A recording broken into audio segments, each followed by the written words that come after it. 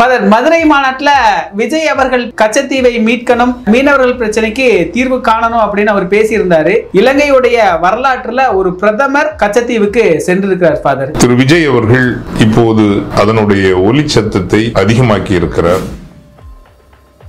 மக்கள் நிரந்தரமாக நீடித்து குடியேறி வாழும் ஒரு தீவாகவும் அது இல்லை. கடற்படையினுடைய அராஜகத்திற்கு குறைந்தபட்சம் ஒரு 5000 மீனவர்களாவது படுகொலையாகி இருப்பார்கள். இலங்கை அதிபர் அனுரகுமார திஸ்ஸ பேசும்பொழுது சொல்றாரு, கச்சத்தீவு அப்படிங்கிறது எங்களுக்கு உரியது, எந்த அதிகாரத்தாலையும் பயமுறுத்தி பெற முடியாது அப்படின்னு ஒரு ஸ்டேட்மெண்ட் கொடுக்கிறாரு. யாருக்கான ஸ்டேட்மெண்டா அது கொடுக்கிறாரு? அது இந்தியாவுக்கான ஸ்டேட்மெண்டா இருக்கலாம், தமிழகத்தினுடைய அரசியல் கட்சிகளுக்கான ஸ்டேட்மெண்டா இருக்கலாம். இதே இது காங்கிரஸ் கட்சி ஆட்சியில் நடந்திருந்தால் இங்க இருக்கிற ஊடகங்கள் ஊழையிட்டு இந்த ஆட்சியே கவிழ செய்திருக்கும்.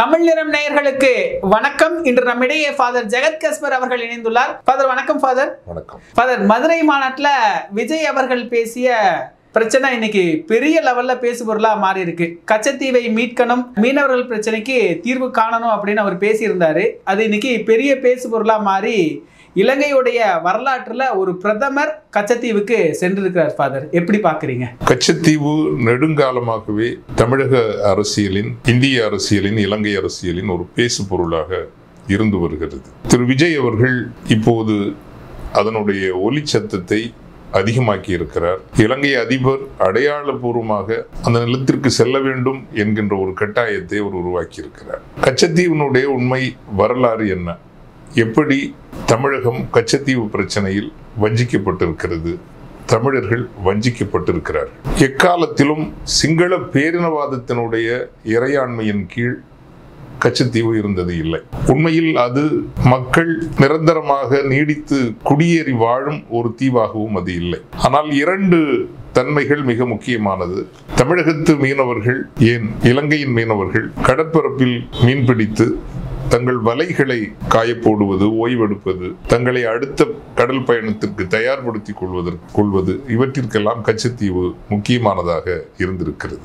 அன்றைய காலகட்டம் என்பது இன்றைய நவீன மீன்பிடி எந்திரங்கள், வலைகள் வராத ஒரு காலம்.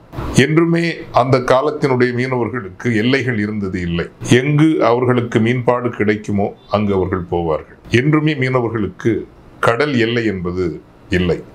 கடல் அவர்களை பொறுத்தவரை அன்னை, தாய். இன்று நவீன எந்திரங்கள், வலைகள் வந்த பிறகு சிக்கல்கள் இருக்கிறது. அதை பின்னர் நாம் விவாதிப்போம். ஆனால் முதலில் நான் சொன்னது, சிங்கள பேரினவாதத்தினுடைய இறையாண்மையின் கீழ் கச்சத்தீவு இருந்தது இல்லை. அது சோழ மன்னர்களின் இறையாண்மையின் கீழ் இருந்திருக்கிறது, பாண்டிய மன்னர்களின் இறையாண்மையின் கீழ் இருந்திருக்கிறது.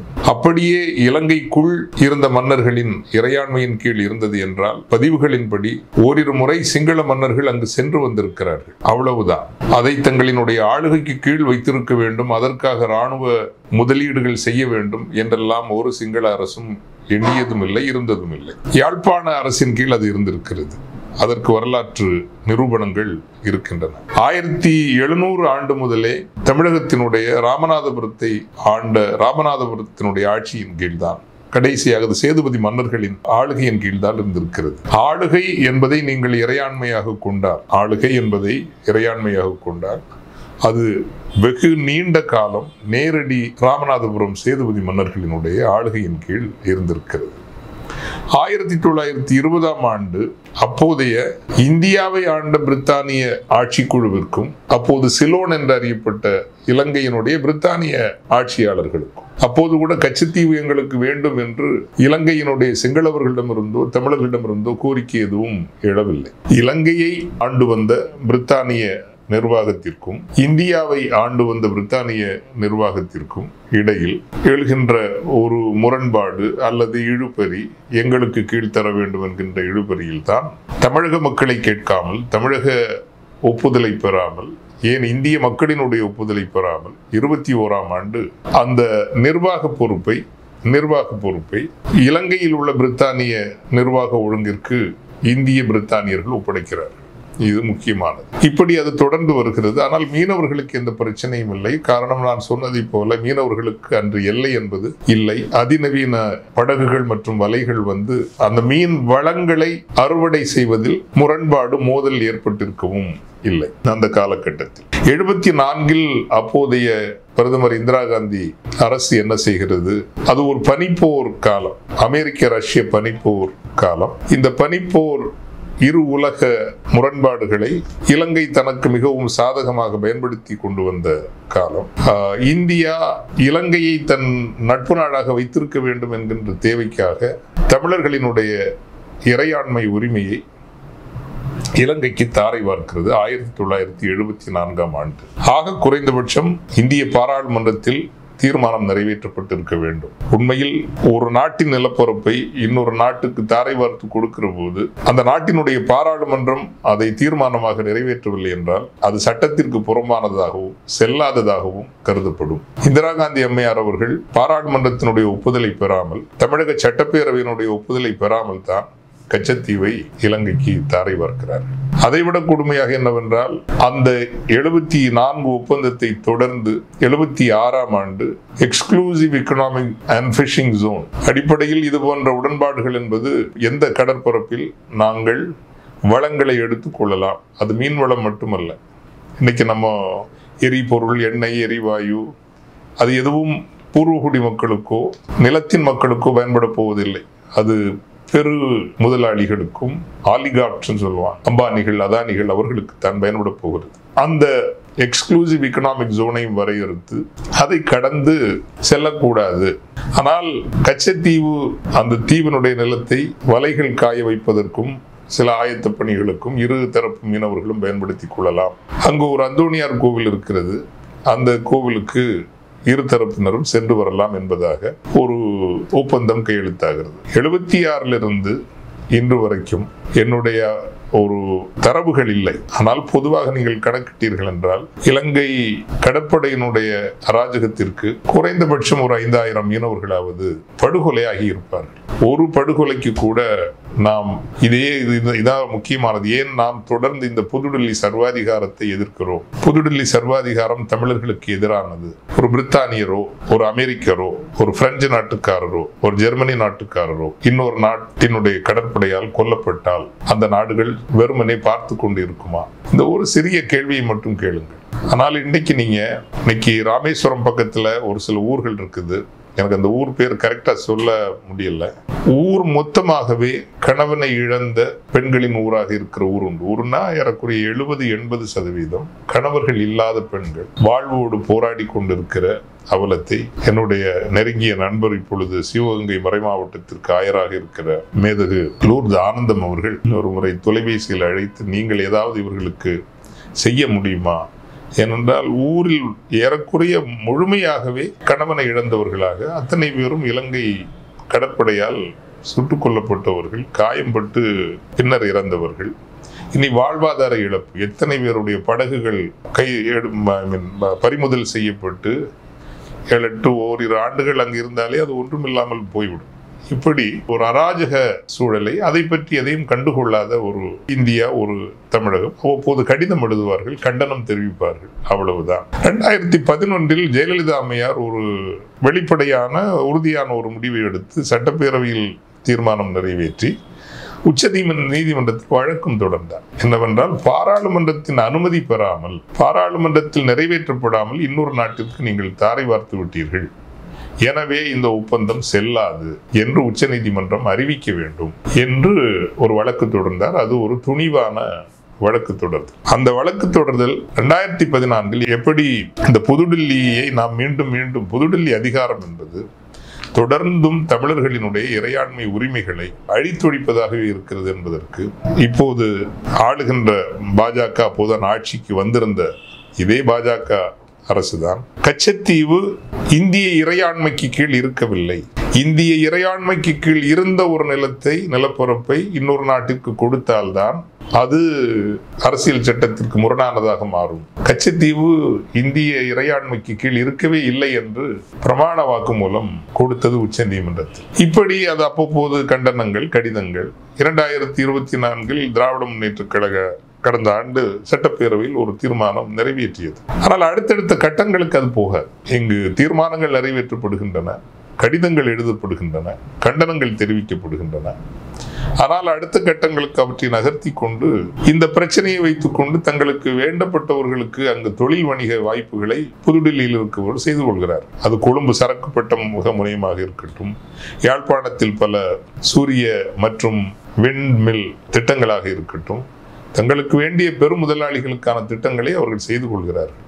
ஆனால் தமிழ் மக்களுக்கான ஒரு நிரந்தர தீர்வை அவர்கள் ஏற்படுத்தவில்லை. இந்த நேரத்தில் இன்னும் ஒன்றை சொல்லி நான் உங்களை அடுத்த கேள்விக்கு வழிநடத்த வேண்டும். இடைப்பட்ட காலத்தில் நான் இந்த அதிநவீன எந்திரங்களை கொண்டு ஒரு சிறு தொகுப்பு தமிழக மீனவர்களும் பொறுப்பில்லாமல் தான் நடந்து கொண்டிருக்கிறார்கள். இதை வெளிப்படையாக பேசாமல் இந்த பிரச்சனைக்கு நாம் தீர்வு காண முடியாது. அதாவது அது இந்த கச்சத்தீவு பரப்பில் மட்டும் அல்ல, தமிழகம் முழுவதும் கடற்பரப்பில் முட்டைகளோடும் குஞ்சுகளோடும் மீன்களை அள்ளி கொண்டு வரக்கூடிய வலைகளையும் எந்திரங்களையும் பயன்படுத்துவது என்பது ஒரு சஸ்டைனபிள் ஃபிஷிங்க்கு ஏற்புடையது அல்ல. அதுவும் வடகிழக்கு இலங்கையில் தமிழ் மீனவர்கள் நீண்ட காலம் போர் சூழலில் வாழ்ந்த காரணத்தினால் அந்த புதிய நவீன எந்திரங்களையும் வலைகளையும் வாங்குகின்ற ஆற்றலும் அவர்களுக்கு இல்லை. எனவே சமதளத்தில் அவர்கள் போட்டியிட முடியாது. அப்படிப்பட்ட சூழலில் எல்லா தரப்பினரும் இணைந்து ஒரு பொது முறைமையை, பொது ஒழுங்கை ஏற்படுத்தாமல் ஒரு சிலர் மட்டுமே இந்த அதிநவீன எந்திரங்களையும் வலைகளையும் பயன்படுத்துவது என்பது இந்த பிரச்சனையினுடைய தன்மையையும் ஒரு புதிய பிரச்சனையை இது கொண்டு வந்து சேர்க்கிறது. அதையும் சொல்லிவிட்டு உங்களினுடைய அடுத்த கேள்விக்கு நான் வகை செய்கிறேன். இப்போ யாழ்ப்பாணத்துல இலங்கை அதிபர் அனுரகுமார திஸ்ஸ பேசும்பொழுது சொல்றாரு, எங்களுடைய கச்சத்தீவு அப்படிங்கிறது எங்களுக்கு உரியது, எங்களுடைய வான்பரப்பு, கடற்பரப்பு, நிலப்பரப்பை எந்த அதிகாரத்தாலையும் பயமுறுத்தி பெற முடியாது அப்படின்னு ஒரு ஸ்டேட்மெண்ட் கொடுக்கிறாரு. யாருக்கான ஸ்டேட்மெண்டா அதை கொடுக்கிறாரு? அது இந்தியாவுக்கான ஸ்டேட்மெண்டா இருக்கலாம், தமிழகத்தினுடைய அரசியல் கட்சிகளுக்கான ஸ்டேட்மெண்டா இருக்கலாம். ஏன் அப்படின்னா உச்சநீதிமன்ற வழக்கு தொடரப்பட்டது. புதுடில்லி தமிழ் மீனவர்களுக்கு எதிராகத்தான் வாக்குமூலம் கொடுத்தது. இருந்தாலும் 2024 பாராளுமன்ற தேர்தல் வந்த பொழுது பிரதமர் மோடி இதை பற்றி பேசினார். இந்திரா காந்தி இந்தியாவுடைய நிலப்பரப்பை தமிழ் மீனவர்களுக்கு துரோகம் செய்து கொடுத்து விட்டார், அதை மீட்போம் அப்படின்னு பேசினார். பட் அதுக்கப்புறம் அவர் மறந்துட்டார். ஒன்றும் இல்லை. அவர் மேடையில் பேசியதை வெளியுறவுத்துறை அமைச்சர் ஜெய்சங்கர் அவர்களும் அதை தொடர்ந்து வலியுறுத்தினார்கள். ஆம், தமிழக மீனவர்களுக்கு காங்கிரஸ் அரசு துரோகம் இழைத்து விட்டது, 74 தாரை வார்த்து கொடுத்து. இப்ப விஜய் திரும்பவும் பேசுறாரு. இவர்களுக்கு அச்சம் என்னவாக இருக்கும் என்றால், சட்டப்பேரவை தேர்தலின் பொழுது ஏதேனும் நடவடிக்கை ஏதாவது எடுத்து விடுவார்களோ என்கின்ற ஒரு அச்சம் அவர்களுக்கு இருக்கலாம். எனவேதான் இப்போது அவர் அங்கு நேரில் சென்றதும் இது எங்கள் இறையாண்மைக்கு உட்பட்ட பகுதி என்றெல்லாம் அவர் அறிக்கை கொடுத்திருப்பதும் ஒருவேளை தமிழகத்தில் அரசியல் ரீதியாக தன்னை வளர்த்து கொள்ள பாரதிய ஜனதா கட்சியும் பிரதமர் மோடி அவர்களும் கச்சத்தீவு மட்டில் ஏதேனும் ஒரு நடவடிக்கை எடுப்பார்களோ என்கின்ற அச்சம் கருதி கூட அது இருக்கலாம் என்பது என்னுடைய எண்ணம். பொதுவாக இந்த பாஜக அரசு அமைந்ததிலிருந்தே அண்டை நாடுகளோட வெளியுறவு கொள்கைகள்ல ஒரு பிரச்சனையாவே இருக்குல்ல ஃபாதர்? எல்லா நாடுகளோடையும் ஒரு எல்லை தொடர்பான ஒரு பிரச்சனைகள் இருந்துகிட்டே இருக்கு. பாஜக அரசுன்னு இல்லை, இந்த புதுடில்லிக்காரங்களுக்கே உள்ள பிரச்சனை. இது அதிகாரிகளால் தான், அதிகாரிகள் தான் தமிழ் மக்கள், ஈழத்தமிழ் மக்களுக்கும் ஏன் சிங்கள மக்களுக்குமே ஒரு இணக்கப்பாடு வராமல் போவதற்கு காரணம் கூட புதுடில்லியில் அந்த காலத்தில் எல்லாம், குறிப்பாக பிரேமதாஸ் அதிபராக இருந்த பொழுது அவர்களை ஒரு பண்ணை அடிமைகளை நடத்துவதை போலத்தான் அந்த நாட்டினுடைய அதிகாரிகளை நடத்துவார்கள். எப்பவுமே நீங்க பெரியவங்களா இருந்தீங்கன்னா பெரிய மனசுக்காரங்களா இருக்கணும். அப்பதான் உளப்பூர்வமாக அருகில் இருக்கிறவர்களை நீங்கள் வென்றெடுக்க முடியும். நீங்கள் பெரியவர்களாக இருந்து கொண்டு சிறியவர்களாக இருக்கிறவர்களை ஒரு அதிகார தோரணையில் நடத்துகிற போது அவர்கள் உங்களுக்கு ஒருவேளை அடிபணிவார்கள் அல்லது அடிபணிவதைப் போல காட்டிக்கொள்வார்கள். ஒருபோதும் அவர்களை நீங்கள் வென்றெடுக்க முடியாது. அப்படித்தான் இலங்கை நம்மை பயன்படுத்திக் கொள்கிறது, அவ்வளவுதான். ஒரு நாளும் நம்மை அவர்கள் நேசித்து ஏற்றுக்கொள்ளப் போவது இல்லை. மாலத்தீவு நாம் சொல்ல வேண்டிய அவசியம் இல்லை. நேபாளம் நம்மை நேசிக்கவில்லை. வங்காளதேசம் நம்மிடமிருந்து நெடுந்தூரம் விலகி போய்விட்டது. ஆப்கானிஸ்தானை பற்றி சொல்ல வேண்டாம். பாகிஸ்தான் நம்ம சொல்ல வேண்டிய தேவையே இல்லை. வேறு இப்போது அமெரிக்காவோடு ஒரு நெருக்குவார நிலை ஏற்பட்டிருக்கின்ற காரணத்தினால் சீனாவோடு கைகுலுக்கலாமா அல்லது கைகுலுக்குவதை போல ஒரு தோற்றத்தை காட்டிக்கொள்ள முயற்சிக்கிறோம். ஆனால் நம் மீது படையெடுத்த நாடு 2020 கூட 2022 கல்வான் ஹைட்ஸ் 2022 நினைக்கிறேன், அவங்க பிடிச்சு வச்சிருக்கிற நிலப்பரப்பு ஏறக்குறைய கேரள மாநில அளவுக்கான நிலப்பரப்பு. இதே இது காங்கிரஸ் கட்சி ஆட்சியில் நடந்திருந்தால் இங்க இருக்கிற ஊடகங்கள் ஊழையிட்டு இந்த ஆட்சியே கவலை செய்திருக்கும். ஆனால் மோடி அரசையும் RSSையும் பாதுகாக்க வேண்டும் என்பதற்காக எவ்வளவு தேசியம் பேசுகிறவர்கள் கால்வான் ஹைட்ஸ்ல சீனா பிடிச்சு வச்சிருக்கிற அந்த பகுதியை போய் அடிச்சு பிடிச்சிட்டு வர வேண்டியதானே. பெரும் நிலப்பரப்பை சீனா பிடிச்சு வச்சிருக்குது. நேரு அவர்களினுடைய மரணத்திற்கு காரணமாக இருந்த நாடு சீனா. அவர் நம்பி ஏமாற்றப்பட்டார் இல்லையா? ஸோ எப்போதுமே சீனா, ரஷ்யா போன்ற நாடுகள் எல்லாம் தங்களது மூலோபாய இலக்குகளை ஒருபோதும் விட்டு கொடுக்காது. ஸ்ட்ராட்டஜிக் ஒப்ஜெக்டிவ்ஸ் அதை விட்டு கொடுக்காது. அப்படி பார்க்கிற பொழுது நம்மை சுற்றி ஒரு நாடு கூட நம்மை நேசிக்கிற நமக்கு உண்மையான நட்பு நாடாக இல்லை. அதற்கு காரணம் இந்த அதிகாரிகளினுடைய அணுகுமுறை என்பது உண்மையிலேயே பல இடங்கள் நம்ம பார்க்கிறோமே. நம்ம தனிப்பட்ட முறையில பார்க்கிற நேரம் அந்த அரசியல்வாதிகளை கூட நீங்க ஏத்துக்கலாம். பட் இந்த அதிகார அமைப்பு இருக்கு பார்த்தீங்களா, அது பகையைத்தான் அதிகமாக உருவாக்குகிறது. இந்த கச்சத்தீவு விவகாரம் ஒவ்வொரு தேர்தல் சமயங்களையும் பேசு பொருளாகுது, அப்புறம் மெல்ல மெல்ல மறைந்து போகுது. இது இந்த அரசியலை நம்ம கோட்டை விட்டுட்டோமா ஃபாதர்? இந்த கச்சத்தீவு விஷயத்தை கோட்டை விட்டுட்டோமா? கச்சத்தீவு விஷயத்துல மட்டுமா கோட்டை விட்டுருக்கிறோம்? எதுல கோட்டை விடல சொல்லுங்க. இன்னைக்கு எல்லாம் சேர்ந்து, ஏன் திமுக, அதிமுக, காங்கிரஸ், சிறுத்தைகள், பாமக எல்லாம் சேர்ந்து 1950 ஜனவரி 26 ஒரு குடியரசு என்கின்ற அடிப்படையில் நாங்கள் இந்தியாவுடன் இணைந்த பொழுது என்னென்ன உரிமைகள் மாநிலங்களுக்கு இருந்ததோ குறைந்தபட்சம் அவற்றையாவது எங்களுக்கு முழுமையாக கொடுங்கள் அப்படின்னு கேட்டு ஒரு போராட்டம் நடத்தக்கூடாதா? இந்த நாட்டை ஸ்தம்பிக்க வைக்க கூடாதா? ஒரு நெருக்கடியை உருவாக்க கூடாதா? ஏன் பண்ணல? இந்த கேள்வியை தான் அனைத்து கட்சிகளிடமும் நான் கேட்கணும். கல்வியை புதுடில்லி முற்றாக கபலீகரம் செய்து கொண்டது. ஒரு ஆளுநர் எங்கே இருந்தோ நியூ டெல்லி அப்பாயிண்டட், இங்க இருக்கக்கூடிய 8 கோடி மக்களினுடைய இறையாண்மையை துச்சமென மதித்து அவர் இருக்கார். திரு வில்சன் போன்ற ஒரு அற்புதமான வழக்கறிஞர்கள் இருப்பதால் ஒரு சட்டப்போராவது நடத்த முடிகிறது. அரசியல் போர் ஏன் நடக்கவில்லைன்னு கேட்கிறேன். சட்டப்போர் சிறப்பாக செய்கிறார் தமிழக அரசும் சரி, திராவிட முன்னேற்ற கழகமும் சரி, சட்டப்போர் நன்றாக செய்கிறார். ஆனால் சட்ட அமைப்பு எப்படி உங்களுக்கு எப்போதும் உதவியாக நிற்கும், நீதி அமைப்பு உதவியாக நிற்கும் எப்படி சொல்ல முடியும்? நீங்க நடக்க வேண்டியது அரசியல் போர் அல்லவா? இது நமது ஒரு இனத்தினுடைய அடிப்படை பிரச்சனை என்று ஏன் இங்க இருக்கக்கூடிய அரசியல் கட்சிகள் வர முடியவில்லை?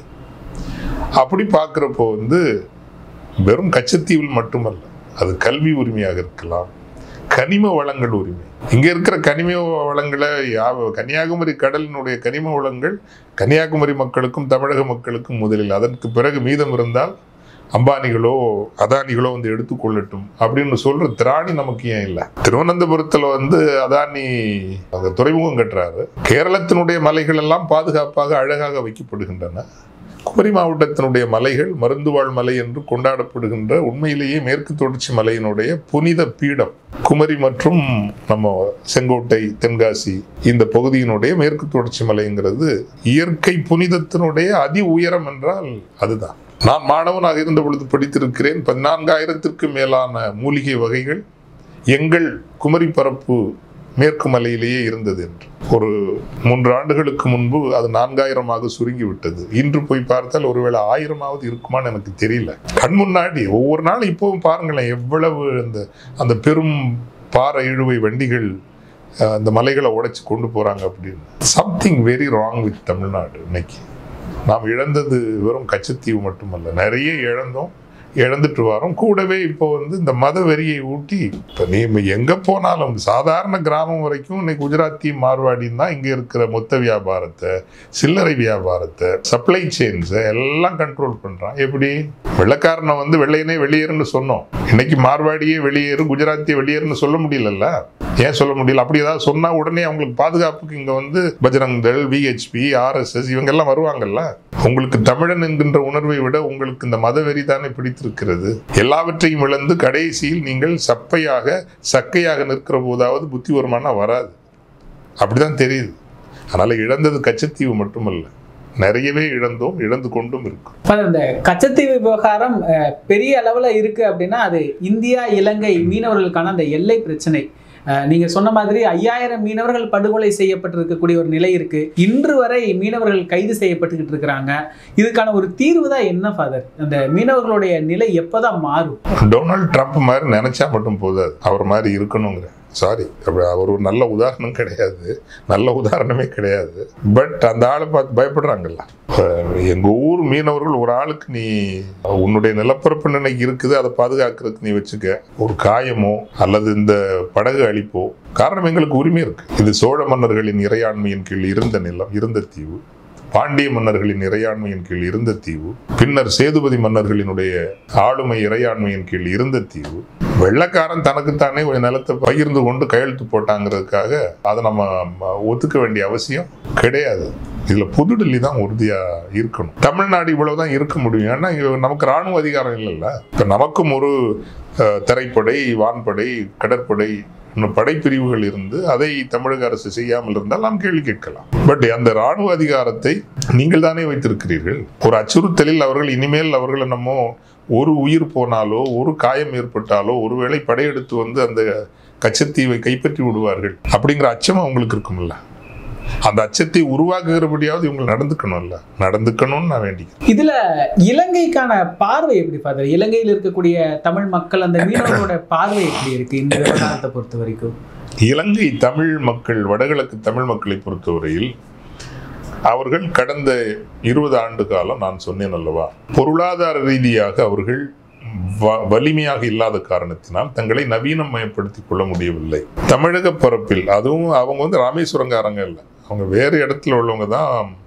இந்த பொருளாதார வலிமை பெற்றவர்கள் சில அதிநவீன எந்திரங்களை பயன்படுத்தி கொண்டு எல்லாத்தையும் போய் அள்ளிட்டு வருது. அதான் நான் சொன்ன முட்டைகளும், மீன் முட்டைகள், குஞ்சுகள், இதெல்லாம் வந்து அள்ளிட்டு வரப்போ அது அவங்க மட்டும் இல்லை வருத்தப்படுவாங்க, நம்மளும் வருத்தப்படணும். அது வருத்தப்படல, கோபப்படணும். அப்படிப்பட்ட முறைகள் கட்டுப்படுத்தப்பட வேண்டும். அதனால தான் சொல்ல, பிரச்சனை வந்து ஏதோ அவங்கள்ட்ட மட்டும்தான் இருக்குது, நம்மகிட்ட இல்லைன்னு நம்ம சொல்லக்கூடாது. நம்மகிட்டையும் பிரச்சனைகள் இருக்குது. அதில் வந்து சில பாலிசி இன்டர்வென்ஸ், அரசு கொள்கைகள் உறுதியாக 2 தரப்புலையும் இதைத்தான் பயன்படுத்தணும். எனக்கு அது துல்லியமான பெயர்களை சொல்ல முடியல, பட் அந்த பிரச்சனை என்னங்கிறது எனக்கு தெரியும். ஸோ அந்த வகையில் வடகிழக்கு இலங்கையினுடைய ஈழத்தமிழ் மீனவர்கள் பாதிக்கப்பட்டவர்கள், அவர்களும் பாதிக்கப்பட்டவர்களாகத்தான் இருக்கிறார்கள். ஆனால் இதுபோல இந்திய இராணுவத்தினாலேயோ அல்ல சுட்டுக் கொல்லப்படுகிற, படகுகள் பறிமுதல் செய்யப்படுகிற, சிறையடைக்கப்படுகிற கொடுமையெல்லாம் கிடையாது. அது அராஜகமானது. காரணம், மீனவனுக்கு எல்லை என்பது இல்லை. மீனவன் எங்கு மீன் கிடைக்கிறதோ அந்த இடத்திற்கு போவான். இது 100, 200, 500 ஆண்டுகள் அல்ல, பல்லாயிரம் ஆண்டுகளாக இதுதான் முறைமை. அவனுக்கு பெரிய கப்பல்கள் இல்லை அப்படின்னா கப்பல் வாங்கி கொடுங்க. நீங்களே பெரிய கப்பல் வாங்கி ஒரு 1000 மீனவர்களுக்கு ஒரு கூட்டுறவாக மாற்றி இந்த கப்பல் உங்களுக்குன்னு நீங்களே கொடுங்க. அவனுக்கு இல்லை. அதனால ஐரோப்பிய கப்பல்கள், வட அமெரிக்க கப்பல்கள், சீன கப்பல்கள்லாம் வந்து அள்ளிட்டு போறான் நமது வளங்களை. அல்லது சர்வதேச பரப்பில் அவன் அள்ளிட்டு போறான். நம்ம மீனவர்கள் போக முடியல. அதையாவது பண்ணி கொடுங்க. அதே ஒரு லோன்னு சொல்றீங்க, அந்த லோனுக்கு நம்ம ஆள் பக்கத்துல வர முடியாது. ஸோ இந்த வகையில பார்த்தா நீங்க கேட்ட கேள்வி, ஆமா, வடகிழக்கு ஈழத்தமிழ் மீனவர்கள் பாதிக்கப்பட்டவர்கள் தான், பாதிக்கப்படுகிறவர்கள் தான், பொருளாதார அடிப்படையில். இப்ப இந்த விவகாரம் சர்வதேச அரசியல்ல பேசுபொருள் ஆக்கப்படுமா? சர்வதேசத்திற்கு இதை பற்றி ஒரு பெரிய கவலை இருக்காது. பட் இப்போ வந்து சீனா ஒருவேளை அதை உன்னிப்பாக பார்க்கும். ஏனென்றால் அதை இந்தியா எடுத்துக்கொண்டால் அல்லது இலங்கையின் கட்டுப்பாட்டிற்குள் இருக்கிறவரை ஏதோ ஒரு வகையில் அதை பயன்படுத்த முடியும் என்று சீனா நினைக்கும். முழுமையாக இந்திய கட்டுப்பாட்டிற்குள் வந்துவிட்டால் தனக்கு எந்த வகையிலும் அது பயன்படாது என்று நினைக்கக்கூடும். மற்றபடி யாருக்கும் அதில் பெரிய ஆர்வம் இருக்காது. தற்கால அரசியல் நிலையில் முக்கிய விவகாரத்தை சுவாரஸ்யமா வரலாற்று பதிவுகளோட பகிர்ந்து கொண்டதுக்கு நன்றி.